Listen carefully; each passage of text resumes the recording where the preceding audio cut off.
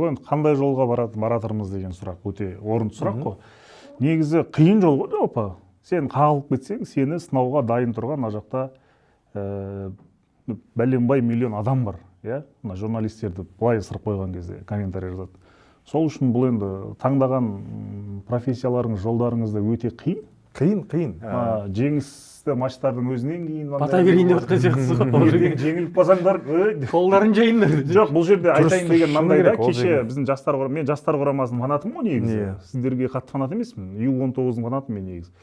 Солар енді кеше Румынияны жеңген кезде жаңағы қуанып құттықтап жатырмын ғой азаматтарды. Азамат молодец, осылай жарайсың, баса бер деп. Рахмет аға деп не жатыр сөйтіп.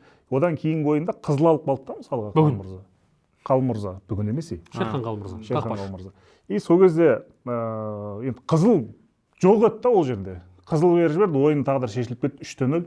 Сосын Шерхан Мамаш шығып жаңағы әлеуметтік желіде айтып жатыр, ешкім осындай кезде қолдамайды деген. Шынымен елеусіз қалып кетті сол кезде. Негізі қызыл қағаз емес еді. Шерханды бір әудеп жіберетін, қолдап жіберетін сәтте үнсіз қалып кеткендей болдық та бізде. Жастарды да осы жерде айтып жүру керек та. Толықтай сізбен келсем, ойыннан кейін жаңағы Азаматқа да звондадым, Шерханға да звондадым. Жігіттер дедім, футболист болу үшін сондай нәрседен өту керек. Бұл ертелі кеш пе ол уақыт келеді.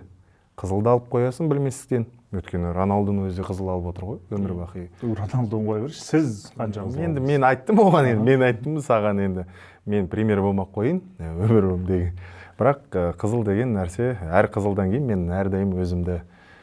Әр қызылдан кейін жасыл жанады. Максимум 90 секунд. Сол сияқты әрбір нәрсенің мен айтам да, жаңа Шерхан бұйыртса. Қызыл алу ауыр ма футбол үшін? Ауыр деген кезде сен біріншіден өзің әріптестеріңді подводить. Кішкене ыңғайсыз жағдай болып қойсың. Сосын өзің кінәлі сезінесің. Әлбетте сен ол нәрсені балаларды положениеға кіргізіп қойдың да не то. Өйткені ол екі есе жұмыс істеу керек. Шабуылда адам жетпей қалады. Сол сияқты ол балалардың да жаңа түсіністікпен қарайық. Шерхан жоқтатпады ол ойын көрсеңіздер. Украина 3-0 болса да, бірақ ойын барысын көрсек, біз ол 17-де көріп отырық, 19-да көріп отырық.